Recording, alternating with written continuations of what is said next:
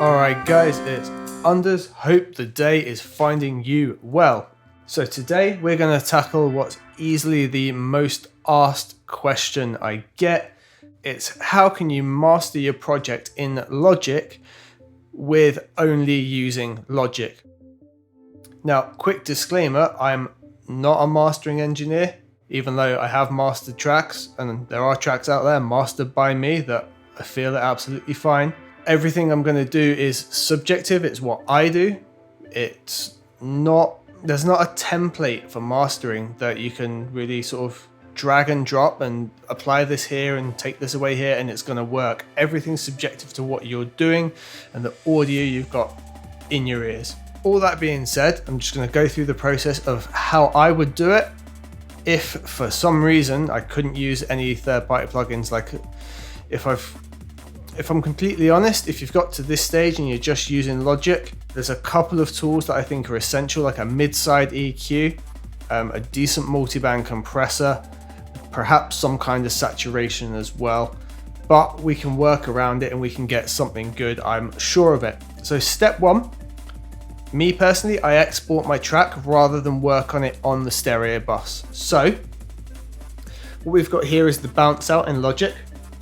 And there's a really important thing you need to consider, your sample rate. So this track, there's some synth and stuff in it, all bounced out. As you can see, most of it's audio at this point, and it was all bounced out in 44.1.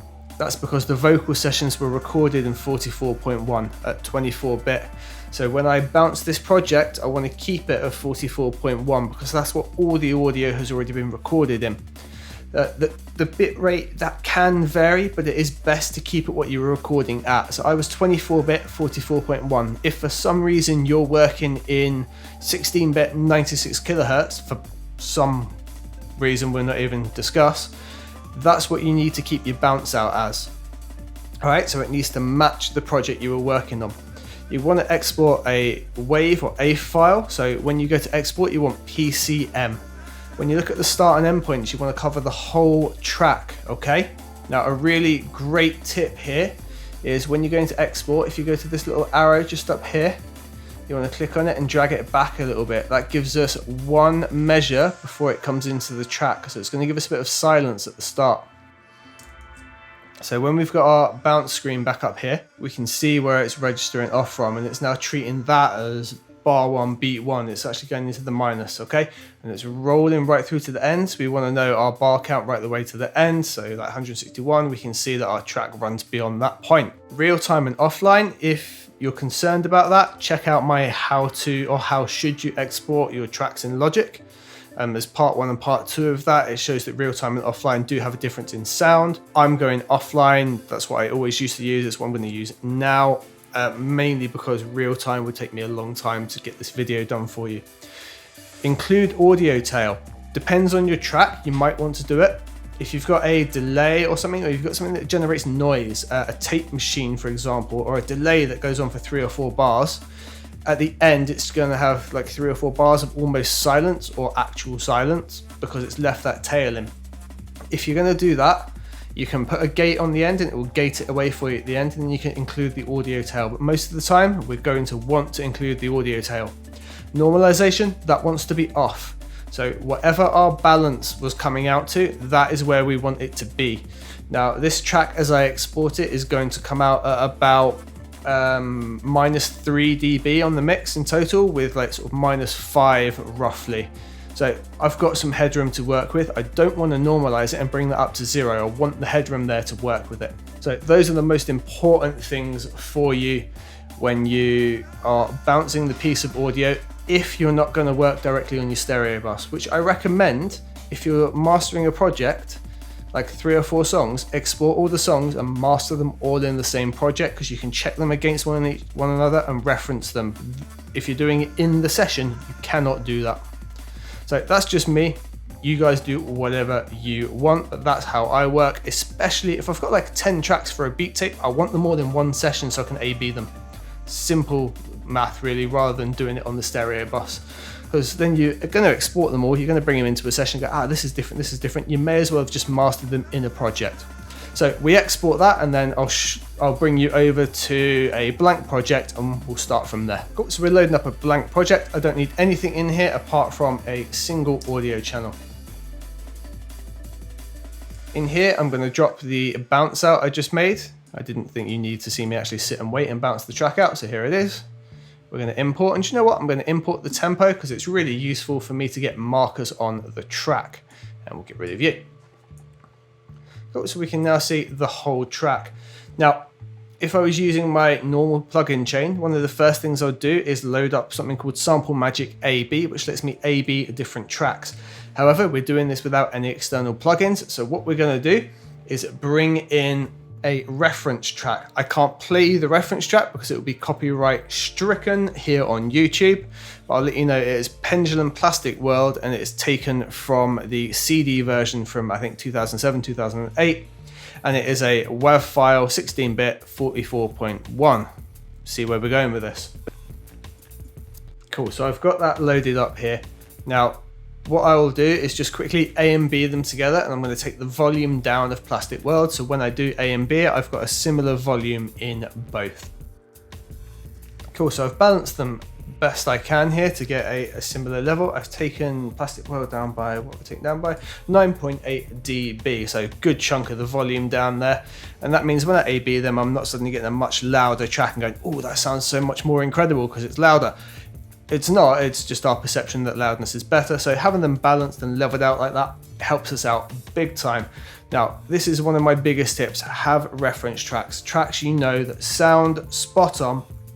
No matter where you play them, no matter the system you put them on, you can hear everything, you pick all the elements out. The sort of track you put on in headphones, just go, oh, this is just the best mix. For me, this is one of those tracks. Another one is Still Dre from 2001. That track is just so on point, it is ridiculous. So those are my preferences. Pick your own. Depends kind of on genre, but generally a really good balanced track is a really good balanced track, and they all have a really similar profile. Doesn't tend to matter too much, but being genre specific can be really helpful.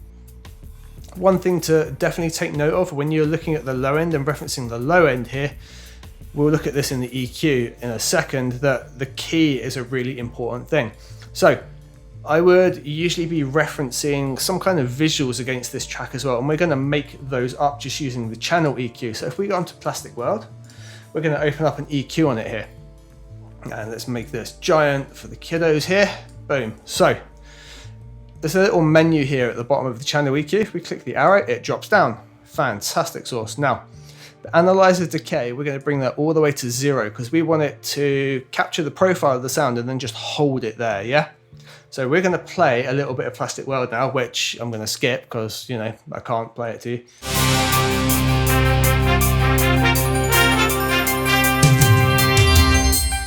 Cool, so what I've done here is I've looped like 16 bars of the track. It's given me this profile, and I can see like the levels and curve of what's going on. That's actually really useful. You might be thinking, well, that's not particularly helpful, but I can see that a lot of the mid-range is right balanced out and almost flat. Then when we start getting around to sort of, what, 300 hertz, we've got a bit of a boost, got this big smacking 200 snare, we've got a nice big kick, and we've got a sub going on, and then there's not much happening below 50, but do you know what? There's still something there. It's just sort of sat there. It hasn't been rolled off. It's been left in. We can then do this for our track and see if we've got a similar profile. All right, now there are much better tools to do this, but this is how we would do it if we were just using Logic and what we can do within there. We're going to shrink you back up.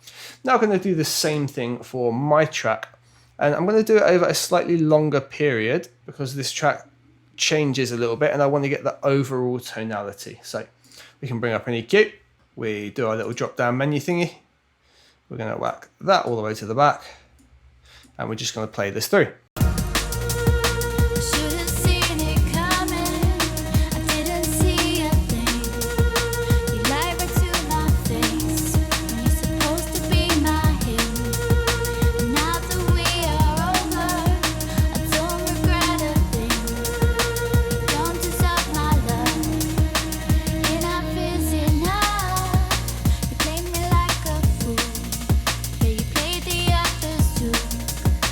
Play me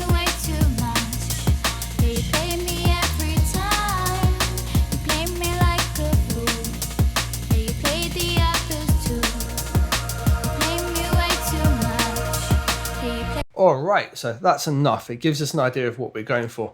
Now, remember what I said about the key and the low end? So these two tracks are in a different key. So my sub and kick that are tuned peak in a different place around here. You'll see these go down a little bit lower. I'm not too worried about that. I'm worried more about the overall curvature that's going on, more than anything else. So as long as I can see that the balance and the curvature's there, we're good. Another thing to note is on Plastic World, we've got a lot less what appears to be dynamics, especially in the mid-range to what I've got here. That's fine. I haven't compressed this track, so I'm expecting to see a bit more. But as long as I've got that overall perception of what's going on, we're pretty good. What we'll do real quick is just put these almost under one another. So you can really see they are actually pretty similar. There's definitely some lacking in like the 5 and 10k region on mine. Like guaranteed it's rolling off a little bit steeper. The actual high end here rolling off is quite nice. And the general balance is all right. You might find that your track's going to be a little bit less in some areas. There's no sub on my track, so there's no big wobbly low end and things like that. But I can see I'm in the right ballpark. If there was like a great big bump up over here or a huge dip in the middle or something like that, I would be concerned, but everything that I'm seeing is sort of okay. And we're just going to keep using this as a reference as we go back and forth. Now, number one thing I would do, I come in, if I'm mastering a track for somebody else or a track I've been working on with other people, is I go to fix problems. I have a little listen, right, like EQ's not working too great in the headphones. I'm going to take the left and right and dip the left and right down a little bit so the vocal feels a bit more prominent. There's nothing like that in this track. I've worked on it and I've gone through all these problems. That lacking in high end's the main thing I'd look at. But for that sort of problem fix, where it's sort of a corrective broad stroke thing, I'd do that post compression. The reason I do it post compression, it's going to need a boost on the EQ to really get that how I need it or how it's going to work with the reference. And if I boost it and then compress it, I've undone half of my work of EQing it first. So it's going to be compression first. And the reason for compression is, like we had a look at on that reference there, there's a lot more dynamic and space in my mix still where it could do with being a bit more balanced. And we're just going to compress the whole track just to glue it together, basically. At the moment, it's a little bit loose. The snare's a little bit sparse. It's a mix. So I just want to get some cohesion, glue it all together, and have it feel like there's one element working with everything. It's definitely what you get on the reference, and it should help balance those EQ profiles we just looked at out. So primarily, here's a really good thing to note. If you're working like this, if we bring the mixer up, most of the time you do these effects on your stereo bus, wouldn't you? If you're working like this, then you've got references. It's best to work on your channel, because if you're working on the stereo bus, when you start monitoring your references, they're getting affected by the stereo bus, unless you're going to work out some fancy routing, but it's a lot easier just to work on your channel strip. So let's bring the compressor in. The cleanest compressor in Logic is the Platinum Digital. I like the Studio Fair. It's a bit dirty and a bit gritty. It adds noise in though, and this is a really clean track. I don't think it's going to work too well. And the other one that's pretty transparent but does a really good gluing effect is the Vintage Opto. The Vintage VCA does a good job as well, but I think the Vintage Opto is going to be our way to go here. What we'll do, we'll set up the Platinum Digital and I'll try the Opto, and we'll go between the two. Do you know what we'll do? We'll copy it like an ABM. Bum, bum, bum, bum, bum, bum. And now we've got two. Cool beans. Right, let's turn off Vintage Opto and let's set up the Platinum. I'm thinking it's going to need around 2 to 3 dB, maybe as much as 5, but we'll have a listen. Something to note, auto gain on here, automatically adjust your gain. I leave it on while I'm setting up the compressor, then I'm going to turn it off and do a manual gain myself. Reason being, while setting it up, it's good to have a constant level, so you're not suddenly making it too loud or too quiet and you're getting unobjective views. But then afterwards, it's best to do your own makeup gain based on your compression. I find if you find auto at 0 does what you're after, sweet, bang that on. But personally, I do it manually. So I know the track inside out. Attack's going to be somewhere between 10 and 15 milliseconds. Release, I'm going to leave it on auto, but we're going to push it up to around 87. I think this snaps at 86. Yeah, we'll go to 86. Just on the BPM, that works quite nicely on this track. We might need to play around with the knee. Let's just play it and go.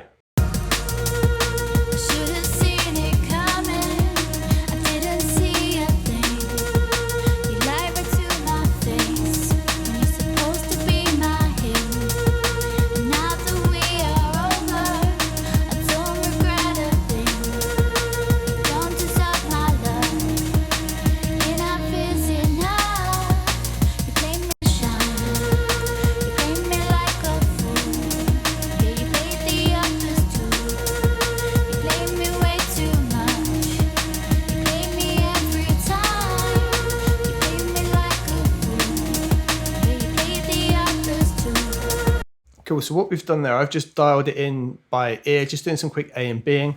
I've ended up pulling the, this is the knee here, it doesn't say it on the Platinum for some reason. I've ended up pulling that back a bit just to give it a bit harder. It's nicer where it's just cutting straight into the compression there. We're taking about 5 off. The snare hits, I think, are taking about 5 dB out. The rest is sort of about 3 decibel. So 5 dB in total, leveling it out by around 3-ish. And that was it really. What we do is auto gain off, and I think if we adjust it, it's probably going to need about 4 decibel.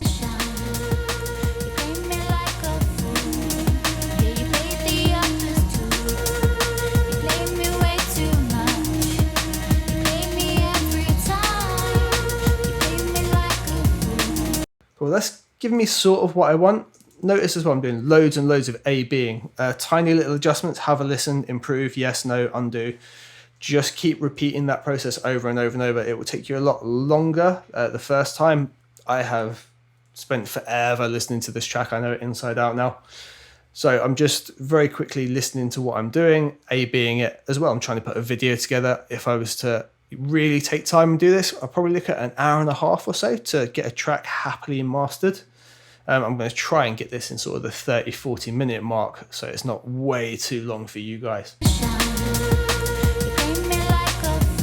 Now what I don't like is doing on here, it's, can you hear the vinyl crackle? It's really being lifted up.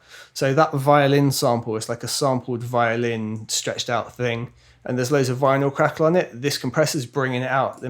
I'll have it off and then I'll bring it in and you'll hear like some extra crackle and fizz pop up. I don't think we need it there.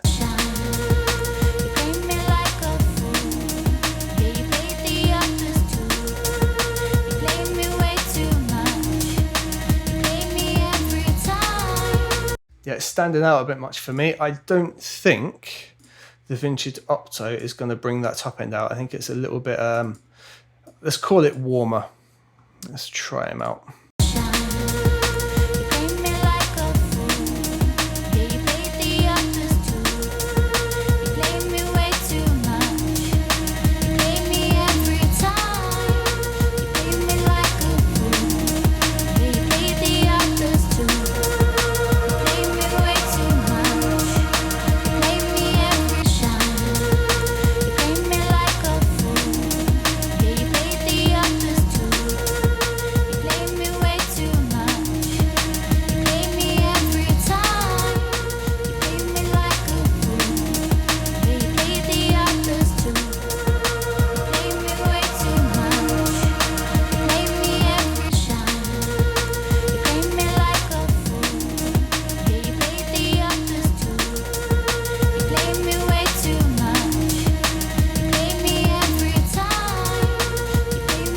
Yeah, I'm preferring the vintage Opto there for the reasons I said before.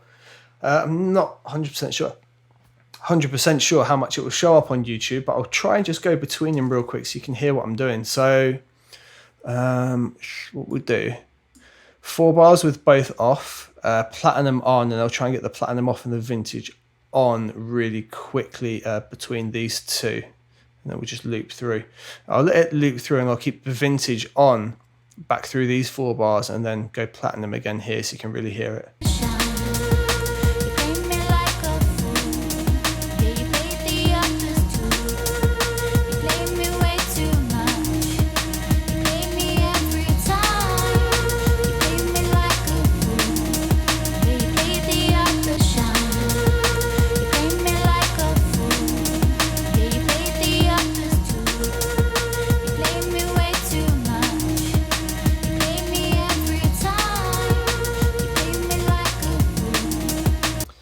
so for me, platinum is just bringing up too much of that vinyl noise there. And I don't want to add a problem, because I think I look at fixing that with EQ. I'm trying to get the best I possibly can out of this piece of audio, and Vintage Opto's doing what I want or what I'm after. So platinum, you go to the graveyard. We'll bring you to the top here.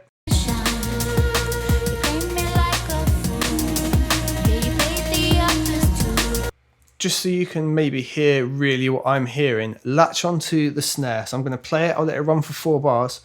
Just grab onto that snare with your ears. And then when I put the compressor in, listen to how it pulls the snare into the mix, and everything, I hate the term, but everything feels like glued together as one part. Just really latch onto that snare. I'll let it run for the 4 bars. I'll put the compressor in, and it's just grabbing it. And that's all that's doing. It's compressing quite hard. It's going up to 5 dB on those like bigger snare hits, but it's doing what we're after. So let's have a listen.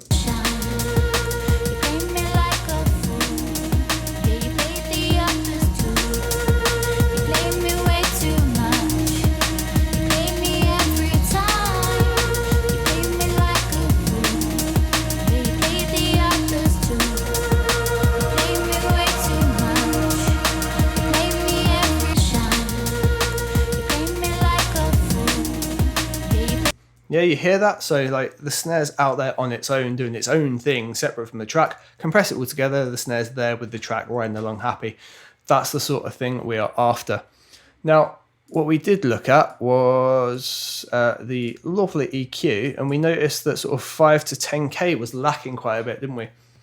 So we'd look at correcting that, and I'm going to do it by ear. I'm going to give it a bit of a boost and have a listen to what's going on. I'm also going to A-B it, so I'm going to listen in reference to the reference track that I've got here. I'll have to cut all of that audio though. You guys won't be able to hear it, but that is what I'm doing. I'm A-Bing, listening to my reference, applying my EQ, and then just figuring it out from there.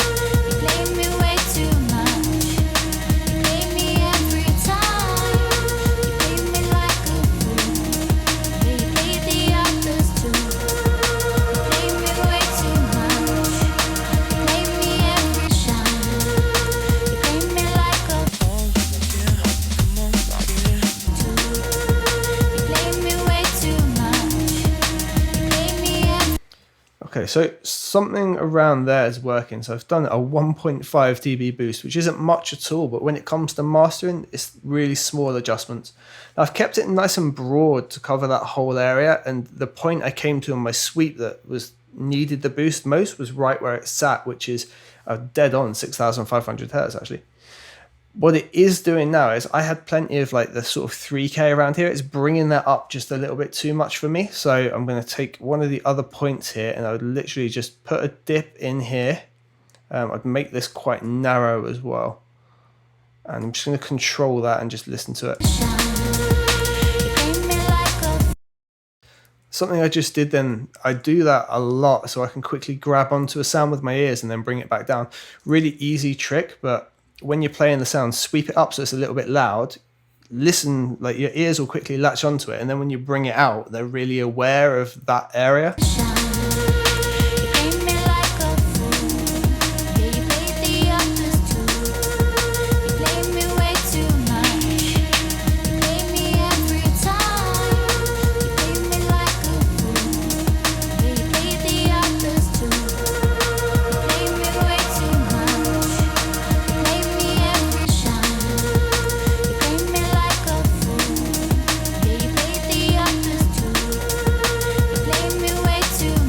I think that is literally all it needed there. So how much have we taken out? 1.5 decibels, and we narrowed the Q off a little bit. When I A-B it, you can really hear a difference. It does really quite lighten up. Have a check.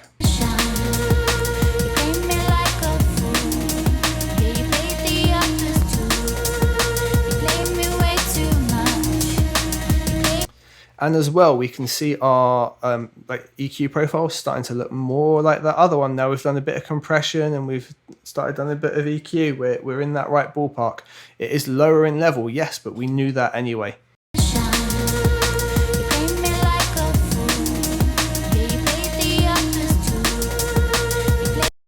All right, what I would do next is I really need to start looking at volume now. Volume's going to be our big thing. Now, the track we're referencing is going to be mad louder than I ever want this. What I'm going to use is... Do you know what? We can use the multimeter. I normally just use the LUFS meter and get an idea of where we are there. But do you know what? We're going to use multimeter.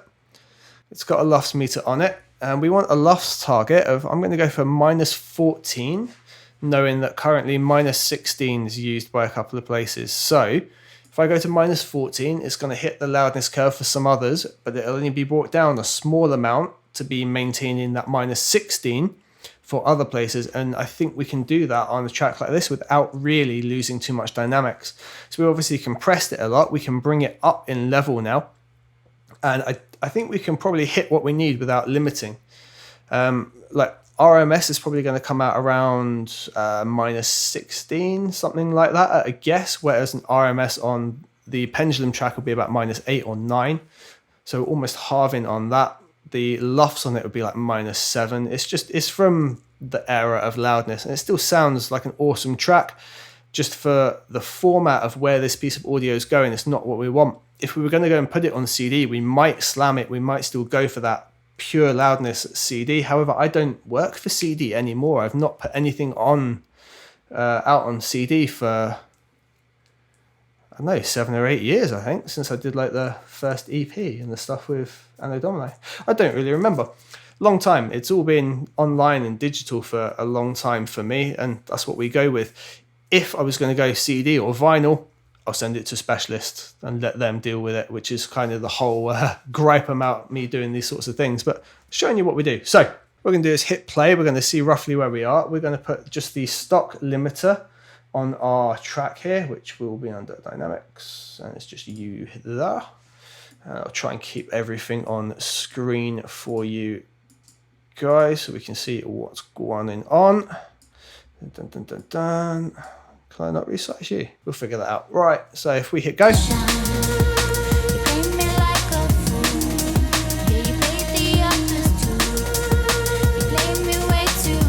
Wicked. So the track's actually sort of on the LUFS marker already for what we want. What we're going to do is take our output level down to 0.1. Note about the output level. If again you're going to disc or vinyl, this will be a lot different. Digital format with a true peak limiter, notice this has got true peak detection. If your limiter doesn't have true peak detection, you might want to bring this down as much as a decibel if you're really pushing the signal. This case, digital true peak detection 0.1 dB will do the job. You can go as low as 1 decibel with analog gear and stuff like that as well, because there is the tendency for a big push on the compressor or limiter, it will push over that 0 amount. So you've given yourself some extra headroom to work with. True peak detection, it will detect that issue going to occur and it will grab it anyway. And we're going to gain this up, so we're going to be around that 14 LUFS marker. And just check that everything else is where it should be.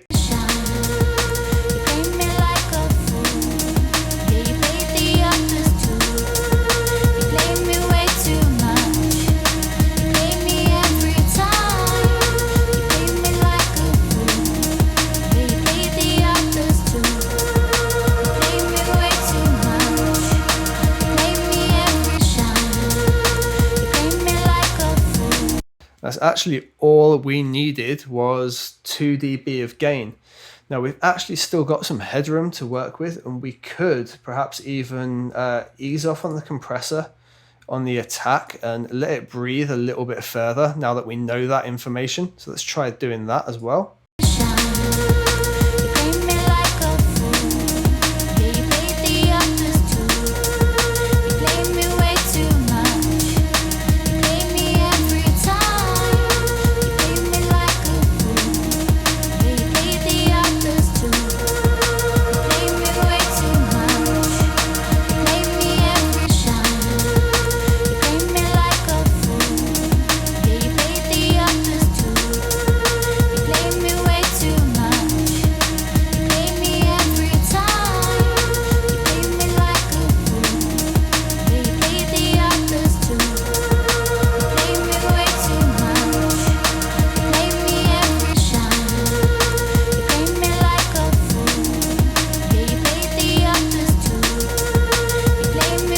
That's quite nice, taking it as far forward as 15 milliseconds. We're letting more of the transients come through. It's a little bit more lively, and we've still got about a decibel worth of headroom to work with, which is great.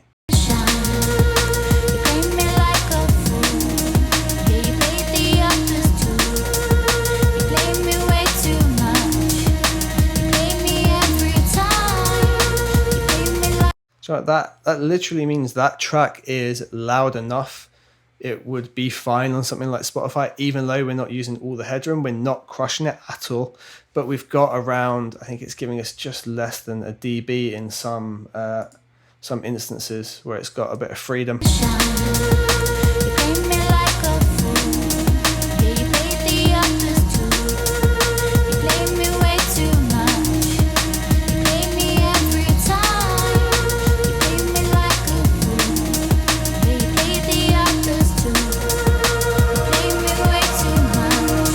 Like for me, that would be fine. It's not using all of the headroom, but it's got a decibel left to go. It's a very small amount. It's still nice and dynamic. We've got our waviness. We've got lots of transients punching through. Like, to me, that sounds good. I'd be happy with that. If you're going over to vinyl, it's something similar to that you'd really be aiming for, because like a crushed waveform like we've got for Pendulum's waveform just doesn't cut it on vinyl. It would probably have to have a little bit of a dip on the top end, but that's good. So last couple of things that we would be looking to do. Top and tail. Top and tail is important. So we want to check that the file hasn't got any pops and clicks in particular areas. So if we zoom right in on the start, we want to make sure that it is absolutely 0. And just to be sure, just pop a tiny fade in at the start. And we go and do the same thing right at the end as well. We'll just get a little fade in there just to make sure there's nothing there at all. So we've topped and tailed that. We now know that it's not going to affect any pops and clicks when it goes into the next track, when it starts and ends. It's absolute 0 right at the start. And one last thing that can be quite good to do is, before the limiter with the EQ, we can just sort of top and tail the sound a little bit and get rid of anything we really don't need in the low end. Now there's no problems occurring here, but on this track there's no sub. We could take this up to probably around 25 Hertz with this roll off, and it's just going to take a little bit of energy away there. If we have a look on the multimeter, this shouldn't be affecting or taking anything away majorly. Now that we are over, I don't regret a thing. You don't deserve my love. You're not busy now. You play me like a fool. But it's just giving us a little bit more focus. I mean, the EQ is now doing quite a bit. If I take it on and off, we'll just try and listen to the whole thing. Actually, tell you what, I'll just disable the low end and then we'll A/B it, the whole thing. Yeah, you play the others too. You play me way too much. Yeah, you play me every time. You play me like a fool. Yeah, you play the others too. Yeah, you see on the analyzer a couple of like little wobbly bits coming around 30 that aren't really doing anything. We don't want them there, so we're just giving them a bit of a roll off here. It's just tidying up. That's all we're really doing at this stage. It's just A/Bing that whole EQ now. Play me way too much. Yeah, you play me every time. I should have seen it coming. Yeah, that EQ really does balance the track out. It's nice and bright and feels good.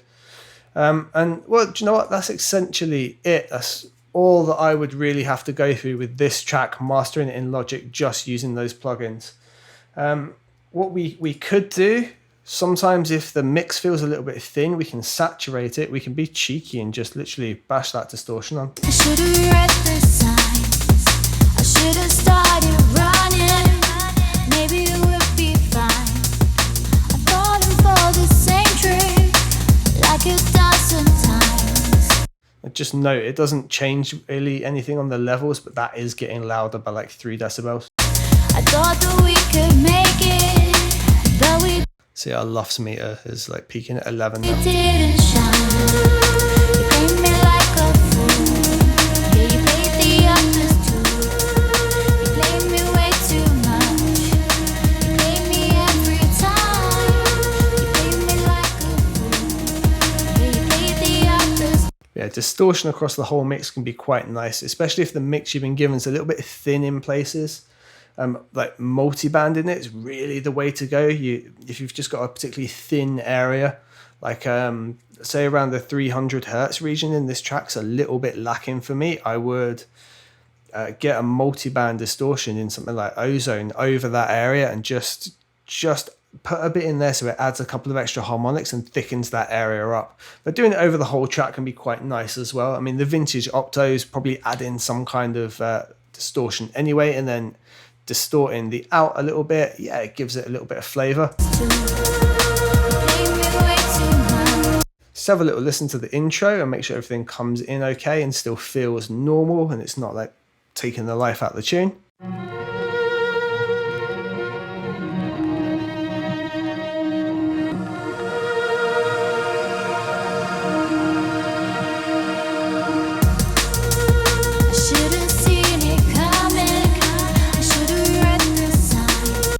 Yeah, like happy days. My next step would be to completely listen through to the whole track with my eyes closed. I'll sometimes like take a couple of notes down if there's bits that need to be fixed, but overall, happy with that. I would now bounce it in 16-bit 44.1 to a WAV file. I just work in WAV. You can do AIF if you want, and that would be it. That is how to master in Logic Pro, and I would happily put a track of that quality out from that. Thank you very much for watching. I hope the video was helpful. I hope you took some useful tips away. If you've got any questions, like any at all, throw them in the comments down below. I know some of you don't like to comment and you just email me. I'm cool with that. I always email you guys back as and when I can. I will see you on the next one. Thank you very much.